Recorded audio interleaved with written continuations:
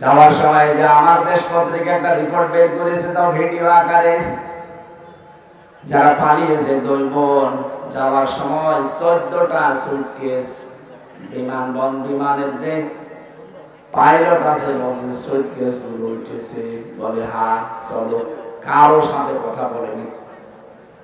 আপনার নোয়াখালীর কাওয়া কাকুর সাথে বলেনি। কাওয়ার এসে বলবে যে চলে যাচ্ছে দোয়া করো, তাও বলেনি। দেশের মানুষকে তো বললই না, কাওয়া কেউ বলেনি। এমনকি কাওয়া পালিয়ে যাওয়ার পরে ইন্ডিয়াতে নাকি দেখা করতে চেয়েছিল, রাজিও হয়নি, যে কাওয়া আমার দরকার নেই।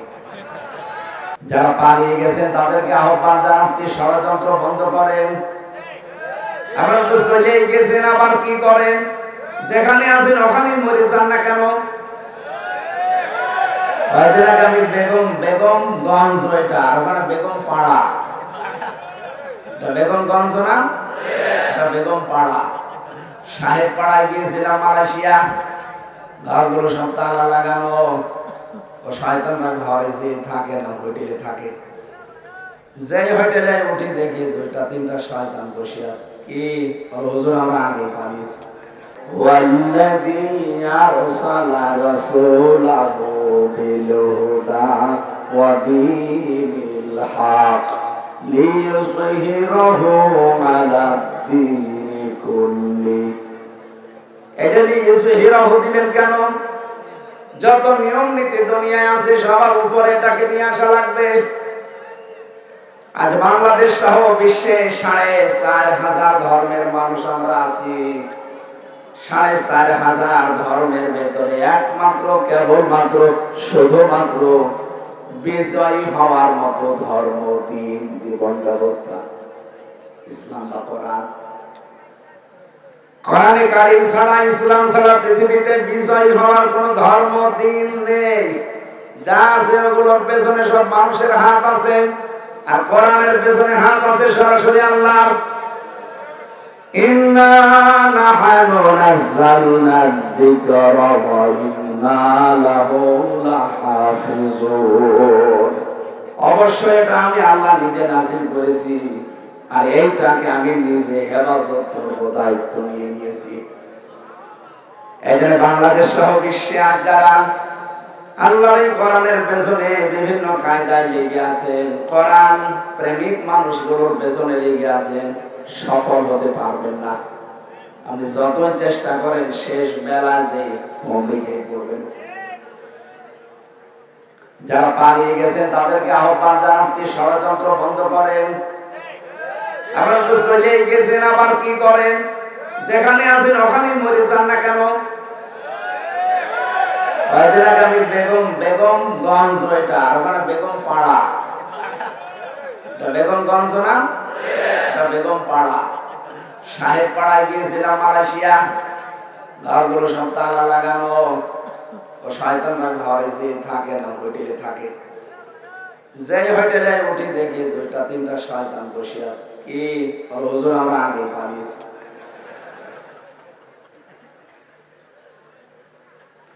কি করলেন? এই টাকাগুলো বাইরে পাচারের মাধ্যমে এখন ঘরেও থাকতে পারেন না। যে এত ভয় আল্লাহ ভেতরে ঢুকিয়ে দিয়েছে, সাহেব পাড়া যে থাকবেন পিটিয়ে মেরে ফেলবে জনগণ।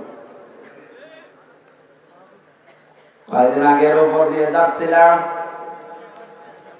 পাইলট আমার বলছে, হেলিকপ্টারের পাইলট, এই যে প্রতিষ্ঠানগুলো এখনো সংস্কার পুরাটা হয়নি।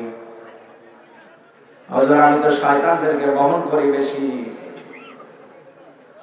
আমার মাঝে মাঝে চিন্তা হয়, যারা টাকা পাচার করেছে, এক একটা বছরে বাংলাদেশ থেকে 42,000 কোটি টাকা পাচার হয়েছে। টাকাগুলো যারা পাচার না করে দেশে কর্মসংস্থান তৈরি করত। 36 লাখ যুবক এখন শিক্ষিত, বেকার পড়ে আছে। এই মানুষগুলোর কর্মসংস্থান হয়তো আর ওদের মরণের আগ পর্যন্ত দেশ থেকে কেউ নামাতে পারতো না। শয়তানগুলো টাকা সব পাচার করে করে বিভিন্ন জায়গায়, এখানে যা করেছেন মাপ পাওয়ার অযোগ্য হয়ে গেছেন আপনারা। এত ঋণের বোঝা আমাদের মাথার উপরে দিয়ে গেলেন। এদেশে এখন কেউ জন্ম নিলে 1,10,000 টাকা তার মাথার উপরে ঋণ, মানে জন্মগত ভাবে ঋণী। দেশটাকে ফোকলা করে ফেলেছে। একটু দাঁড় করানোর জন্য যারা চেষ্টা চালিয়েছে তাদের প্রতিষ্ঠানগুলো বেনামে নামে বিভিন্ন ধোয়া তুলে সব আত্মসাৎ করলেন। ইসলামী ব্যাংক থেকে এই শয়তানরা 80,000 কোটি টাকা মারিকাটি করেছে। কোন প্রতিষ্ঠান তো সেভাবে বানাতে পারো না, খালি মানুষেরটা নষ্ট করতে পারো। এই প্রতিষ্ঠান তো কত লক্ষ লক্ষ মানুষের কর্মজীবন তৈরি হয়েছিল, এখন ফকলা করে দিলেন আপনি।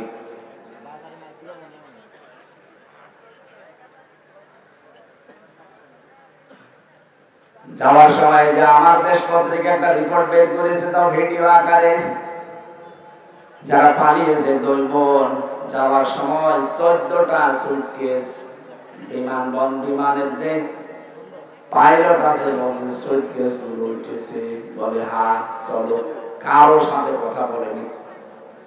আপনার নোয়াখালীর কাওয়া কাকুর সাথে বলেনি। কাওয়ার এসে বলবেন যে চলে যাচ্ছে দোয়া করো, তাও বলেনি। দেশের মানুষকে তো বললই না, কাওয়া কেউ বলেনি। এমনকি কাওয়া পালিয়ে যাওয়ার পরে ইন্ডিয়াতে নাকি দেখা করতে চেয়েছিল, রাজিও হয়নি, যে কাওয়া আমার দরকার নেই।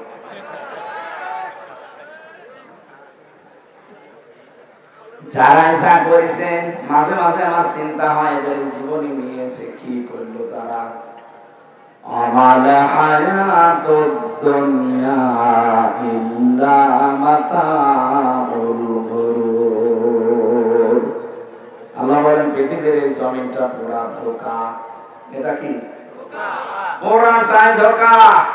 বলতে পারেন আমার মা বাবা, হ্যাঁ ওটা আপনার মা বাবা আমার জন্য ধোঁকা। সন্তানাদি, স্ত্রী পুত্র, দুনিয়ার বাড়ি গাড়ি, চাকরি বাকরি, ব্যবসা বাণিজ্য, ক্ষমতা, সব ধোঁকা। আমাদের কুষ্টিয়ার হানিফ সাহেবের পাশে এমনিতেই 50 জন করে বসে থাকতো, অথচ ওই মানুষগুলো এখন এই 5 তারিখের পরে পুরা উঠিয়ে গেছে। এখন তারাই শুকুরের বাচ্চা, কুকুরের বাচ্চা বলে গালি দেয়। ওই হারামির কারণে আজ আমাদের এই অবস্থা। অথচ 5 তারিখের আগে অনেক নবী মনে করে চলতো। আমি নিজেরটা বলছি, বাস্তবতা যে এই যে মাতা গুরু, এটা যে ধোঁকা, এটা আমি নিজে বুঝে ফেলেছি। জেলখানায় 3টা বছর আমি ফাঁসির কন্ডেম সেলের ভেতরে ছিলাম, এখানে আমি আরো বেশি বুঝেছি যে দুনিয়া আসলে ধোঁকা। এটা আমার যে পূর্বপুরুষ আছে, আমার বাবা, আমার দাদা, তার বাবা, এই 3 জনের পরে আমি আর চিনি না। 3 পুরুষের পরে আমার মতো মানুষ আমি আর জানিও না যে তাদের নাম কি।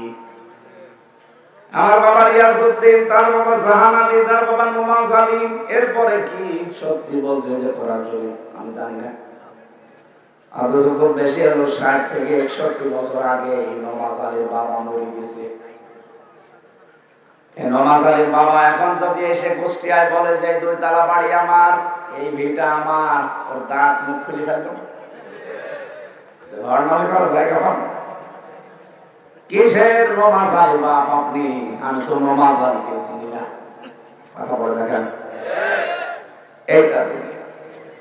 এইটার জন্য যদি আপনি বাবা শাহজালাল সব হালাল করে দুনিয়ায় চলতে চান, চোখ বন্ধ হোক, দেখেন আপনার সবচেয়ে আপন যারা বলতেন ওরাই পালাবে। আপনার স্ত্রী আপনাকে ভালোবাসে আমি জানি, আজকে মরার ভান ধরে পড়ে থাকেন। লোকজন যদি বলে আপনার স্বামী তো মারা গেছে, যে খাটে থাকেন খাটের নিচে তাকে কবর দেওয়া হবে, জীবন কোনো বোর আছে আপনার। অথচ এই খাটটা তৈরি করতে আপনি বাম হাতের ইনকাম পর্যন্ত করেছিলেন। এই কথা বলেন।